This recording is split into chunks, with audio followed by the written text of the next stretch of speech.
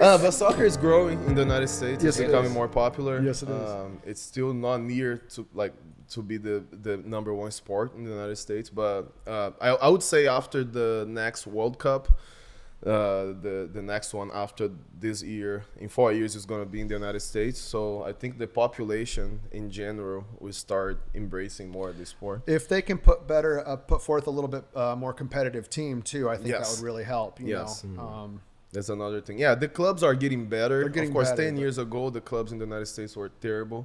I mean, not terrible, but like, you know, it Terrible. was starting to be popular. Yeah. Compared to the world. You would be bad compared to Brazil, Yeah. Mexico, Europe in general. the star players everywhere else come here to retire. Yes, exactly. But now what's happening is the teams, the clubs, they have enough money that they can bring players. They're not close to retire and big players to the U.S. So that's one of the factors that is That'll help. helping the sport to be more known and to be watched in Europe, South America. People are watching MLS, the first division here, because of the players that are playing here now. Of course, they're making a lot of money to be here. Yep. But I would say a lot of players want to come here. The reason why they were not coming is because the money were not invested in soccer here. But I would say in general, players want to come here because of the lifestyle, the quality of life, Sure. you know, and the places that they will live as well. Florida, California, you know. It's hard to find a player from other country in the Midwest, for example, you know. Right. Besides Chicago, I don't think there would be any other clubs with international players. Yeah. What sports did you play in high school? Played baseball, football. I was a G-man. I think you were a G-man, weren't you? No, You know? I was not. But What's and a I- G-man? So it was a male cheerleader, Yeah. right? Oh, you told me you did Yeah. that. So this is I did do it, but not. You did it in college. I stumbled, and I mean stumbled into this in college. But yeah, so I knew you had done that in high school, and then when I went to college in Champaign, it was Parkland College, and we had basically like the campus visit, go around, find where all your different classes are going to be. And a couple cheerleaders approached me, and I'm like, oh, some girls, I'm like single, 20 years old, moving to Champaign. And they were asking me about if I had any interest in trying out and being on the cheerleading team. And I'm like, I know nothing. Like, no, I don't. Yeah, right. But do you guys want to hang out? Yeah, right. That's how I went. And so we kind of laughed and like, well, you should just try. And I'm like, yeah, maybe, call me, And so these two girls continuously for like the next like 2-3 weeks, I'd see them and crossing at campus or anything. And they'd say, hey, have you thought more? And I'm like, well, we haven't hung out yet. We got, so anyway, we ended up just like hanging out, meeting some of the other people. And what really did it for me is one of them mentioned that they had a scholarship. And I was like, wait, because I'm here, I'm paying my own tuition. And I said, wait, you can, like, they'll pay for your college? And so when I found out that, I was very interested. And then so went to a tryout. Had no clue what I was doing. How does a tryout look like? What do you need to do? So, well, I mean, that's the thing. So I'm here at ground zero. I know nothing, right? And they're wanting you to throw these girls, do the toss, starting with the chair, right? Yeah, Where right. they're sitting in your hand. And the last thing, I'm like self-conscious. I don't want to grab or touch or anything, and be like, what are you doing, you creep? Like that stuff is all going through your head. And so the one girl, I kept trying to do this chair, and she was like, listen, you have to get your hand in there.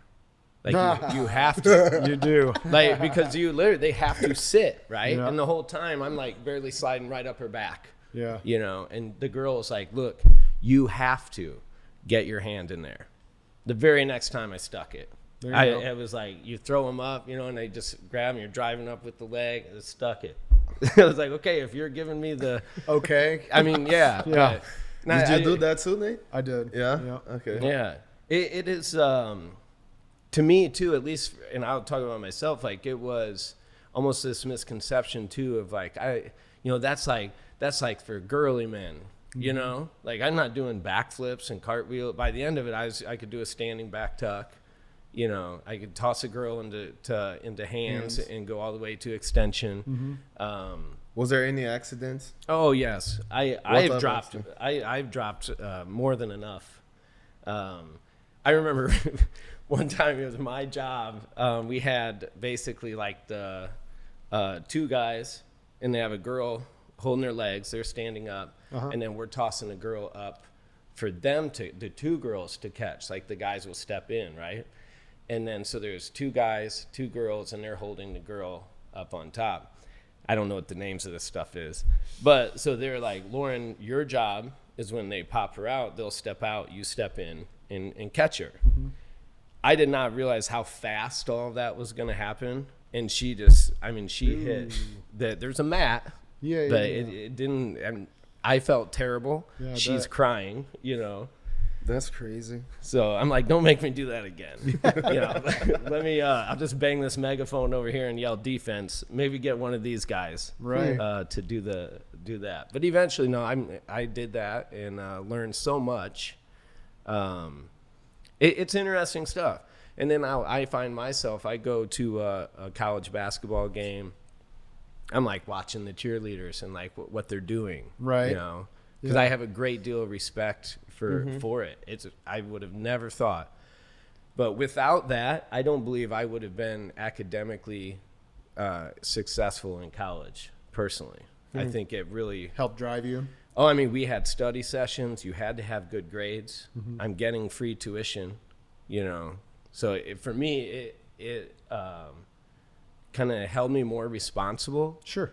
Instead of like, you know, being some of my friends that, you know, they after the first semester they were out, you know. Without that, I probably would have been leaving campus with them, you know. Sure. So. Did you do that in college or high school? I did it in high school, and the thing is at that time we had a really good basketball team. I mean, I graduated in '97, and in '98 our team got second in state. So I basically got to travel with the basketball team and watch all the games for free. Oh, great games. You know, and they were great games back when Joey was playing, and Joey Range, shout out to Joey Range. Yeah. Best basketball player in Galesburg, I would say probably history. At least from our generation. At least in our generation, for sure. Did he go pro or no? He went to college. Yeah. He went to the University of Iowa. I'm not really sure what happened there, but he was a whole lot of fun to watch. Yes. For sure.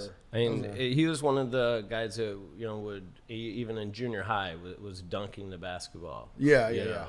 I couldn't. And I don't think he even really played competitively until high school. Yeah, because you never really had to probably do a whole lot of effort with the kids that are up to your middle of your chest. That's right. What would you guys say if you got, for example, if you have a good talent like that, like now, what would be the best steps for a person to become a big player in any sports?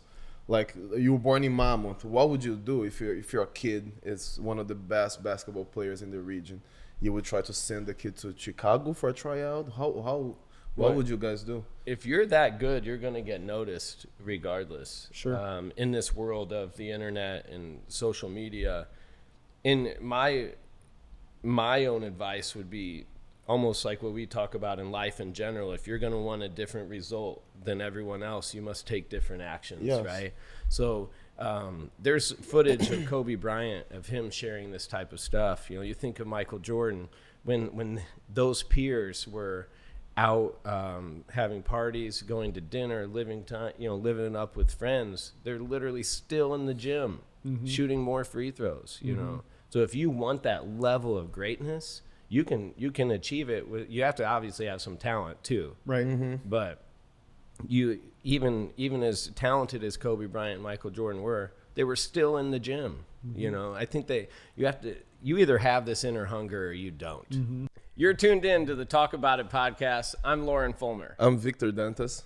And we're here to talk about it. Each week, we're going to have a guest come in, talk about it, tell their story, and really just hope to have some fun and bring some positive energy your way. Guys, make sure you subscribe to the channel, hit the bell so you know when's the next episode, and I see you guys in the next episode. Talk About It podcast.